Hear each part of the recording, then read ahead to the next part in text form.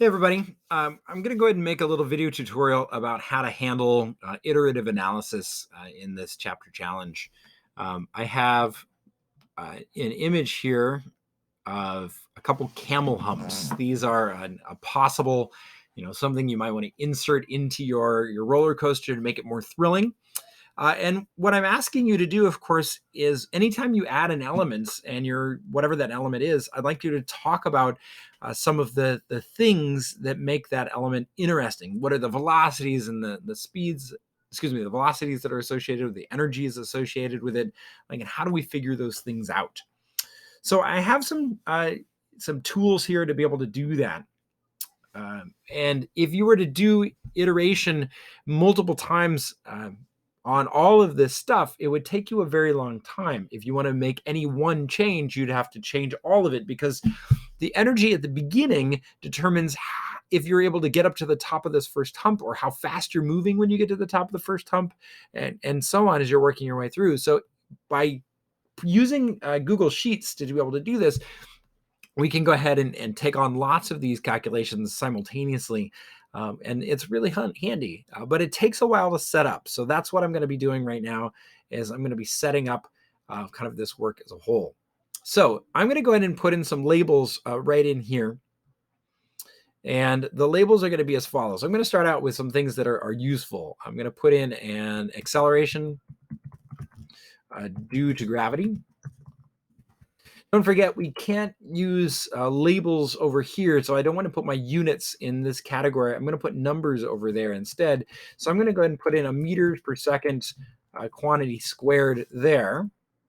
And what I'll put in over here is just the number 10, because that's the number that I'm going to use for acceleration due to gravity in this case.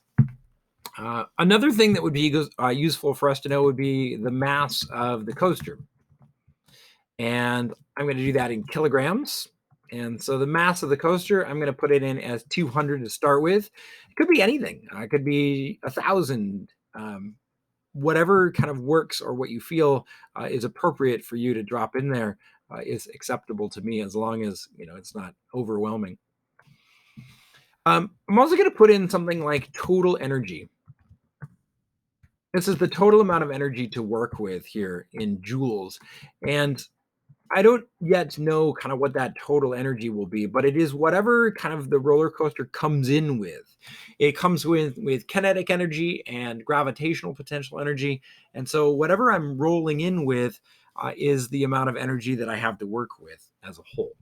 So to think about that, if I was to take this roller coaster and set it kind of down at the 0 level spot, 0 height, that would mean my gravitational potential energy at that position. And I'm going to just use this letter A to help me out and say that at position A, my gravitational potential energy in joules is equal to, and you can see it here, the mass times the acceleration due to gravity times height. So I need 3 things. And I just so happen to have those as long as I realize that I need to set a height at the beginning. So I need a height at the beginning, and so I might put that in here and say the height at the beginning for A, my height in meters. And let's go ahead and set that initial position height at 0. So it starts at 0 meters, which means that my gravitational potential energy is going to be 0, but I'm going to type in some things here to help me out. So I'm going to say equals, because equals lets me know that I'm doing math. And then I'm going to click on the things I want, which are M, G, and H. My M is my mass. I'm going to click on that one, and it puts in B2 because that's where it is at B2. And then I'm going to multiply that using a star times G. So I'm going to click on my 10. And then I'm going to multiply that times my height, which I'm going to click on this 0 here for 0 height. 0 times anything, of course, is going to come out with 0. So when I hit enter, it's 0. But I can also do a similar type of work on this with kinetic energy. Now, at the beginning, it means that I need to choose some velocity to come into this with. So if I say my velocity at the beginning in meters per second here, I'm going to choose a particular velocity to come in. And maybe my velocity to come into this one is 25 meters per second. I could put 10, I could put 15, I could put 50, realizing that 50 is well over 100 miles per hour. So that would be a very fast roller coaster. 25 is somewhere between 50 and 60 miles per hour. So that seems like a good amount of speed to come in with to this. It might even be too much, but we'll see. So let's put in some kinetic energy here. So position A, I'm going to put in my kinetic energy, and that's going to be in joules.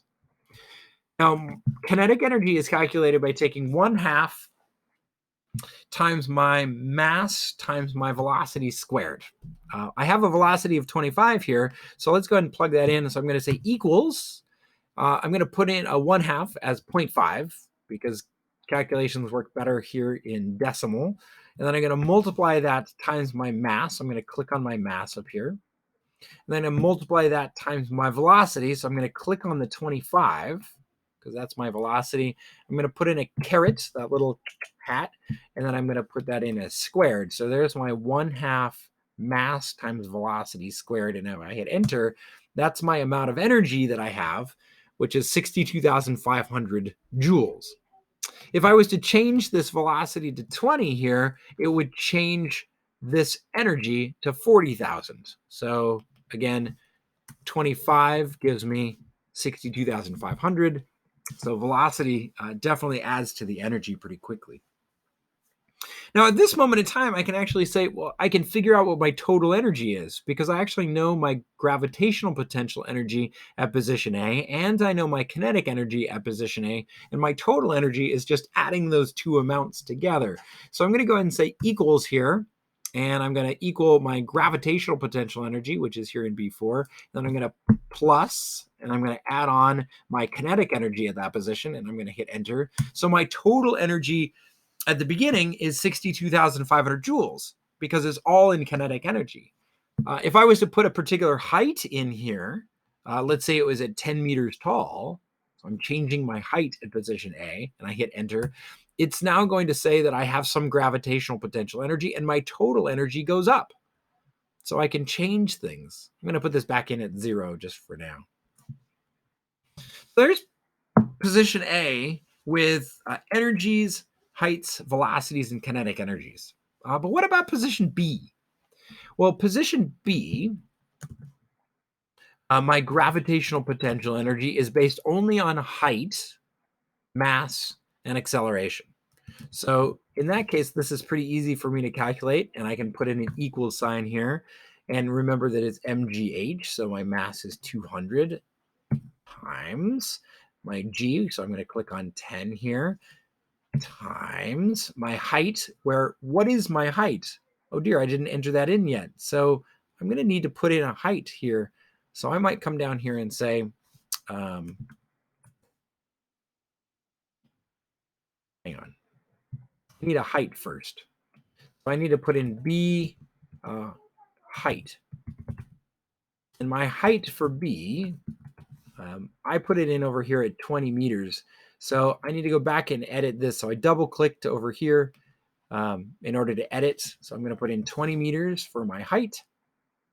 Sorry for jumping around a little bit.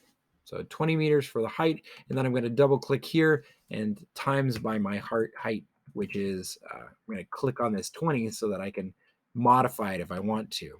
So now it's B2 times B1 times B9 and enter. And the reason why I'm using these references, these connections, as opposed to the actual thing is so that if I want to change that height, I can change it by just retyping those in. So this is my energy, gravitational potential energy at position B. Now, if my total energy is 62,500 and my gravitational potential energy is 40,000, how much kinetic energy do I have at the top? Well, it's going to be the total energy minus my gravitational energy. So I can actually do that pretty easily too. So I can say B kinetic energy in joules is nothing more than my total energy. So I hit equals. So I'm going to put my total energy in here, and then I'm going to subtract from that, right, my gravitational potential energy, because that means that's my kinetic energy, total minus gravitational. And that's 22,500. Now you might say, well, where's the help in this? It feels like I'm doing a lot of work. But what if I was to increase the initial speed, this 25 number here? Then I wanted to say, well, what if it's coming in at 30 meters per second instead? And I can easily change that by typing 30 in here. And when I hit enter, all of my numbers change down below that are appropriate for changing. My kinetic energy rises, my total energy rises, my kinetic energy at the top of B rises. So all those things change. So what do I really need to figure out at each one? I've got these four things: gravitational potential energy, height, velocity, kinetic energy. So, all right, at B, what is the velocity in meters per second? Well, to find velocities, I've got a couple equations over here to help me out. I can either use this one that's a square root of 2 times my kinetic energy over mass, or I can use a square root of 2 times the acceleration due to gravity times a change in height. Now, we do have to be kind of aware of this change in height. From here to there, this change in height actually kind of is an opposite. It like takes away things. But I can't put a negative inside of a square root. So I'm going to go ahead and use this one here to help me out. So I'm going to go ahead and say equals. And how do you do square root in here? There's no nice square root button. So I'm going to use this SQRT, squirt, square root. And I'm going to put in a parentheses after it. And I'm going to type in 2, because that's my 2 here. And I'm going to multiply that times my kinetic energy. That's this number here. But then I need to divide by mass. So I need to actually divide this whole thing by mass. So divided by my mass, which is up here at the top. And because I'm just multiplying and dividing, I don't need any other parentheses. So I'm going to close this out, and then I'm going to hit enter.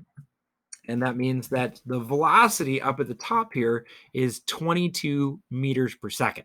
So if I come in and I start at 30 meters per second to begin with, it's going to rise up to the top of this hill. It's going to slow down, and it's going to be going 22 meters per second at the top of the hill, which, by the way, is quite quick. That's pretty fast. If I was to change this number here, instead of it being 30 and put it in at 25, then I'm going to be going 15 meters per second at the top of the hill. What if I was to change this to 20? Oh, now I'm going 0 at the top of the hill, because it will take me right to the top of the hill, and that's it. I may or may not make it over this hill along the way. So I might need to put this number in here. Is it at least something that's going to get me over the hill, right? So I've got my amounts here. I could keep going in this way, and I could say, well, what about at point C? Let's start with height, right? And I can also know things like, what is my gravitational potential energy in joules at point C? I could say, what is my kinetic energy at point C? And I could say, what is my velocity? Velocity, there it is, velocity at point C. And I can start figuring those things out in the exact same way that I've done before. Now, I've actually done all of this work already, and you're welcome to click around down here. This is a complete version of the camel humps, looking at all of the different pieces of information throughout. And if I change any one of these, all the rest of them change too, which is where I can get my iterations done quickly. So hopefully that was useful to you, and you can do this on your own if you would like to. This, of course, is just for the camel humps. If I had a single hump, then I wouldn't need to do it for many of them, but keep that in mind, that this is a useful tool for iteration. All right, good luck, everybody, and I will see you in the next one.